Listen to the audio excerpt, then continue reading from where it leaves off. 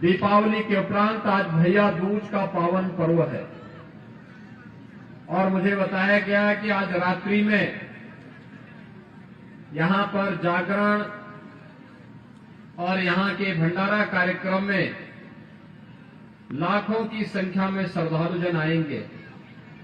आप सबको मैं भैया दूज की हृदय से बधाई देता हूं, आपका अभिनंदन करता हूं। भाइयों बहनों, धनतेरस, दीपावली, गोवर्धन पूजा, भैया दूज पर्व और त्योहारों की एक लंबी श्रृंखला और 5 दिवसीय दीपावली का ये पर्व अद्भुत है। आपने दीपावली के अवसर पर अयोध्या का दीपोत्सव देखा। देखिए, दीपोत्सव का प्रभाव क्या होता है और पर्व त्योहार कैसे जोड़ने का काम करते हैं। दुनिया को भारत से सीखना चाहिए, जहां पे स्वतःस्फूर्त भाव के साथ लाखों की संख्या में श्रद्धालुजन एकत्र होकर के अपनी परंपरा और अपनी विरासत के प्रति कृतज्ञता ज्ञापित करते हुए अपने त्योहारों को मनाते हैं। भाइयों बहनों, आज जनजातीय दिवस भी है। प्रातःकाल देश के यशस्वी प्रधानमंत्री श्री नरेंद्र मोदी जी ने झारखंड में जाकर के भारत माता के अमर सपूत, महान स्वतंत्रता संग्राम सेनानी भगवान बिरसा मुंडा के प्रति श्रद्धान्वित होकर के उनकी जन्मभूमि में जाकर के उन्हें श्रद्धांजलि अर्पित की थी। और ये प्रधानमंत्री जी का ही की देन है कि 15 नवंबर की तिथि जनजातीय दिवस के रूप में देश के अंदर मनाया जाने लग गया। आज जनजातीय दिवस भी है। मैं जनजातीय दिवस के अवसर पर आप सबको हृदय से आपका अभिनंदन करता हूं, आप सबको बधाई देता हूं। हम लोग यहां पर हैं, ये भोपाल संभाग का पार्ट है। विधानसभा के क्षेत्र में कितना सुहावना वातावरण है, कितनी शांति है, कितना शुद्ध पर्यावरण है। हमारा ग्रामीण समाज, हमारा वनवासी समाज, हमारा जनजातीय समाज प्राचीन काल से ही प्रकृति और परमात्मा का उपासक रहा है। अब देखिए, दिल्ली में सुप्रीम कोर्ट को बोलना पड़ा, दम घोटू वातावरण, अनेक उद्योग उनको बंद करने पड़े। गैस जहरीली हवा जहरीली हो गई है, उससे बचाव करने के लिए वहां अनेक कदम उठाए जा रहे हैं। लेकिन आप सौभाग्यशाली हैं, यहां पे सिद्ध बाबा रामदेव जी की सानिध्य में, भगवान देवनारायण के सानिध्य में, भगवान गोरक्षनाथ के सानिध्य में और यहां पे अंजनी माई के सानिध्य में आप सबको इस क्षेत्र में इन आयोजनों के साथ जुड़ने का अवसर प्राप्त हो रहा है, उसका आनंद लेने का अवसर प्राप्त हो रहा है। और ये मेरा सौभाग्य है कि इस आयोजन के बहाने चुनाव की इस प्रक्रिया के दौरान आप सबसे संवाद करने का अवसर मुझे प्राप्त हो रहा है। भाइयों बहनों, हम सब इस बात को जानते हैं कि मोदी जी तब से प्रधानमंत्री बने, देश की तकदीर बदली है। भारत एक नए ओज के साथ, एक नए तेज के साथ आगे बढ़ा है। कितनी तेजी के साथ भारत बढ़ रहा है। दुनिया के अंदर भारत का सम्मान बढ़ा है। दुनिया के हर संकट के समय भारत को संकट मोचक के रूप में प्रधानमंत्री मोदी जी की ओर लोग बड़ी आशा भरी निगाहों से देखते हैं। भारत की सीमाएं आज के दिन पर पूरी तरह सुरक्षित हैं। और यही नहीं, अब भारत ने इतनी ताकत भी पैदा कर दी है, कोई दुश्मन अगर टेढ़ी निगाहों से देखेगा उसकी आंखों को निकाल करके उसके पास वापस कर देगा। अब भारत को कोई दुश्मन की तरह टेढ़ी निगाहों से नहीं देख सकता। और भारत ही नहीं, अब तो भारत के नेतृत्व ने यह भी व्यवस्था कर दी है, क्योंकि डबल इंजन की सरकार है भाइयों बहनों, हम समस्या नहीं समाधान पे विश्वास करते हैं। समाधान कैसे? कांग्रेस ने आतंकवाद की समस्या दी, मोदी जी ने उसका समाधान दिया। आतंकवाद की जड़ थी कश्मीर की धारा 370। धारा 370 को हमेशा के लिए समाप्त कर दिया।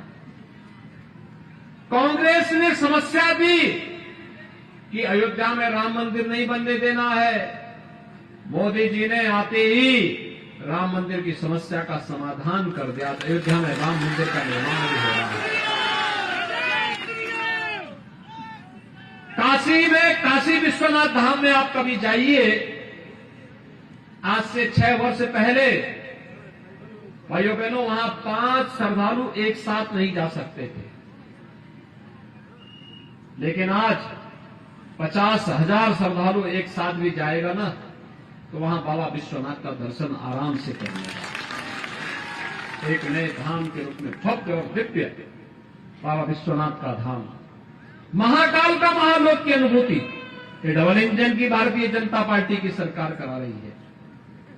भाइयों बहनों, आज देश के अंदर अच्छा infrastructure, highway, railway, rapid rail, metro, electric vehicle, electric बसें, तेजी के साथ इसका प्रचार हो रहा है। एयरपोर्ट, नए नए एयरपोर्ट बन रहे हैं। एम्स, आईआईटी, आईआईएम, एक जनपद एक मेडिकल कॉलेज के लक्ष्य के साथ आगे बढ़कर के हर व्यक्ति को उत्तम आरोग्यता के लिए अच्छे हॉस्पिटल, मेडिकल कॉलेज, इनकी स्थापना हो, इस कार्यक्रम को आगे बढ़ाया जा रहा है। भाइयों बहनों, एक तरफ विकास के बड़े कार्य, दूसरी तरफ वेलफेयर की स्कीम। आखिर कांग्रेस ने 55-60 वर्षों तक देश में शासन किया, मध्य प्रदेश में शासन किया, आखिर हर गरीब के घर में शौचालय क्यों नहीं बन पाए? हर गरीब को आवास की सुविधा क्यों नहीं मिल पाई? हर गरीब के घर में बिजली क्यों नहीं पहुंचा पाई?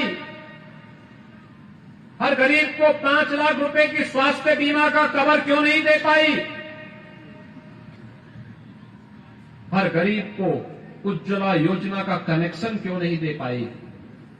कारण साफ था, कांग्रेस के एजेंडे में गांव, गरीब, किसान, नौजवान, महिलाएं, दलित, वंचित, वनवासी, गिरवासी ये कांग्रेस के एजेंडे के हिस्से नहीं थे। कांग्रेस तो कहती थी कि देश के संसाधनों पर पहला अधिकार मुसलमानों का है, यही कहती थी ना। इसलिए देश में जो कुछ होता था वो तुष्टीकरण करती थी। मोदी जी ने आने के बाद क्या किया? कहा देश के संसाधनों पर पहला अधिकार गरीब का है, वंचित का है, दलित का है, गरीबों का है, महिलाओं का है, युवाओं का है। और मोदी जी ने नारा दिया, सबका साथ, सबका विकास। क्या नारा दिया? सबका साथ, सबका विकास। भाइयों बहनों, सबका साथ और सबके विकास का नारा ही राम राज्य की अवधारणा है, जहां व्यक्ति व्यक्ति में भेद नहीं, जाति, मत और मजहब के आधार पर भेद नहीं, क्षेत्र और भाषा के आधार पर भेद नहीं। और भला मोदी जी के लिए तो 142 करोड़ का भारत ही परिवार है। और मोदी जी इस विजन के साथ कि भारत को दुनिया की सबसे बड़ी ताकत बनाना है, कौन ऐसा भारतीय होगा जो मोदी जी के साथ इसमें सहभागी न बन रहा हो? और भाइयों बहनों, इसी के लिए हम आपका आह्वान करने के लिए आए हैं। श्री शिवराज सिंह चौहान जी के नेतृत्व में मध्य प्रदेश ने पिछले 20 वर्ष में मध्य प्रदेश को बीमारू राज्य से उभार करके एक विकसित राज्य के रूप में स्थापित करने में मदद की। मध्य प्रदेश देश के अंदर कृषि क्षेत्र में एक मॉडल स्टेट बना। विकास की दर को बढ़ाने में मध्य प्रदेश सफल हुआ। माफिया पर प्रभावी अंकुश लगाने में सफल हुआ। विकास की नई नई योजनाओं को मध्य प्रदेश में लागू करने में सफल हुआ। और इसलिए भाइयों बहनों, पिछले 9 वर्ष में गति और तेज हुई है। कांग्रेस के बीच के कालखंड को, जो केवल वादा खिलाफी का कालखंड था, क्योंकि कांग्रेस बोलने के लिए तो बहुत कुछ बोल देती है, लेकिन भाइयों बहनों, कांग्रेस करती नहीं है और करने में उसकी रुचि भी नहीं है, क्योंकि कांग्रेस ने हमेशा केवल भाषणों से उलझाने का काम किया। आज तो मुझे यहां देख करके, यहां पे पहले से बहुत सारी योजनाएं चल रही थी, और अब तो भारतीय जनता पार्टी का लोक कल्याण संकल्प पत्र भी आपके सामने है। लोक कल्याण संकल्प पत्र में घोषणा कर दी है मुख्यमंत्री जी ने, भारतीय जनता पार्टी ने घोषणा कर दी है कि भारतीय जनता पार्टी की सरकार बनेगी तो लाडली बहनों को 1250 रुपए के साथ साथ मकान भी दिया जाएगा। लाडली बहनों को मिलेगा मकान और 3100 रुपया देंगे किसानों का धान का दाम। भाइयों बहनों, ये होती है सरकार, ये होती है सरकार जो कहा सो करके दिखाया। आप मुझे बताइए, कोरोना कालखंड में किसी कांग्रेसी नेता के दर्शन होते थे क्या? कोई नहीं आता था भाइयों बहनों, कोई नहीं आता था। देखिए, डबल इंजन की सरकार थी, तो भाइयों बहनों, डबल इंजन की सरकार के कारण क्या हुआ? फ्री में टेस्ट, फ्री में उपचार, फ्री में वैक्सीन भी। पहली बार हुआ जब किसी महामारी के लिए मात्र 9 महीने में मोदी जी ने वैक्सीन बनवा दी, और वैक्सीन ही नहीं, 3.5 वर्ष से तो फ्री में राशन गरीबों को दिया ही जा रहा। आगे 5 वर्ष के लिए प्रधानमंत्री जी ने घोषणा कर दी है।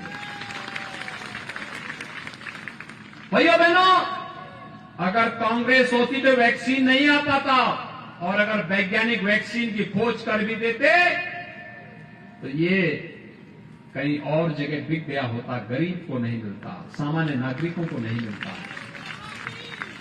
और इसलिए भाइयों बहनों, आज मैं आपके बीच आया हूं आपसे कहने के लिए, भारतीय जनता पार्टी ने एक और गरीब कल्याणकारी योजनाओं को प्रभावी ढंग से लागू किया। बड़े बड़े विकास के कार्यों को लेकर के आई, सुशासन और सुरक्षा का बेहतर माहौल दिया, और आपकी आस्था का भी सम्मान किया। आप मुझे बताइए, क्या अयोध्या में भगवान राम का भव्य मंदिर कांग्रेस के लोग बना पाते? क्या बना पाते? भाइयों, और हमने तो कहा था ना कि मंदिर रामलला हम आएंगे, मंदिर। फिर कांग्रेस के लोग कहते थे कि ये लोग केवल नारा लगाते हैं। हमने कहा रामलला हम आएंगे, ढांचा भी हटाएंगे। फलाने का ढांचा हटा था ना, फिर हम लोगों ने जोड़ा था रामलला हम आएंगे, ढांचा भी हटाएंगे और मंदिर भी बनाएंगे। तो कांग्रेस के लोगों ने कहा कि लोग ऐसे बोल रहे हैं। वे कहते थे तिथि भी बताइए, हमने कहा तिथि भी बताएंगे। और भाइयों बहनों, आज मैं आपको तिथि बताने के लिए आया हूं। 22 जनवरी 2024 को प्रधानमंत्री मोदी जी के कर कमलों से अयोध्या में रामलला 500 वर्षों के बाद अपने भव्य मंदिर में विराजमान होंगे। सब लोग खुश हैं ना? और इसीलिए मैं आया हूं भाइयों बहनों। बैरसिया विधानसभा क्षेत्र से भारतीय जनता पार्टी ने श्री विष्णु खत्री को अपना प्रत्याशी बनाकर के आपके बीच फिर से भेजा। आपने 2 बार आशीर्वाद दिया, तीसरी बार भी आशीर्वाद दीजिए, जिससे आपको लेकर के ये 22 जनवरी के बाद अयोध्या पहुंच सके। सहमत हैं? सभी लोग सहमत हैं? सभी लोग? अयोध्या जाने वाले लोग कितने लोग हैं जो अयोध्या जाने में रुचि रखते हैं? मैं विष्णु जी के सामने इसलिए खड़ा कर रहा हूं आप लोगों को, जिससे वे भी पहचान सकें आप लोगों को, और इसलिए भारी बहुमत से जिताने की अपील करने के लिए आया हूं यहाँ पे। सब सहमत हैं? सभी लोग सहमत हैं? कमल चुनाव चिन्ह पर इन्हें विजयी बनाएंगे। अब केवल 1 दिन का समय है, आज सायंकाल प्रचार बंद होने जा रहा है कुछ ही देर में। और भाइयों बहनों, इसी के लिए आपसे अपील करने के लिए आया हूं। कल का दिन मात्र है, परसों चुनाव होना है प्रातःकाल से। श्री विष्णु खत्री को भारी बहुमत से विजय बनाने के लिए, फिर से कमल खिलाने के लिए, और मध्य प्रदेश में डबल इंजन की सरकार बनाने के लिए चुनाव जिता करके भेजेंगे ना। दोनों हाथ ला करके मेरे साथ बोलेंगे, भारत माता की, भारत माता की जय श्री राम, जय जय श्री राम।